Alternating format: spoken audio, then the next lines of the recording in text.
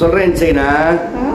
தபாய்க்கிறதுனா என்னன்னாக்கா, நம்மகிட்ட 10-15 வருஷமா ஃப்ரெண்ட் ஆகிறானே, இவனை நம்பி எவ்வளோ நாளும் கொடுக்கலாம் அப்படின்னு சொல்லி ஒரு 50 ரூபா நோட்டை நீட்டி மளிகை கடைக்கு போயிட்டு வரான்னா வாங்கிட்டு வந்து பொருளை கொடுப்பான். மிச்ச காசு எதோட அப்படின்னா, எவ்வளோ கொடுத்த? 50 தானே கொடுத்த, அவ்வளோதான், சரியாயிடுச்சு அப்படின்னா.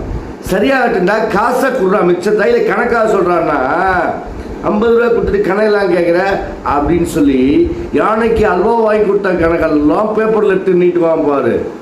இப்படி டப்பை திருப்பி கேட்டால் ஏற்கிறான் பாரு, கொடுக்காத, அவன் தான் டப்பு ஏற்கிறது. இதான் நாளடைவில் மறுவி டபாய்க்கிறது அப்படின்னு மறைச்சு. இது துட்டுக்கு மட்டும் இல்லாத யாரெல்லாம் நம்மள்கிட்ட வந்து கெல்தா கொடுக்குற அப்படி அல்வா கொடுக்குறானுங்களோ அவனுங்களை ஃபுல்லாக டபாய்க்கிறது டபாய்க்கிறது டபாய்க்கிறது அப்படின்னு சொல்லி பழகிட்டோம். என்னென்னமோ மீனியை வச்சு நீ என்ன டபாய்க்கிற?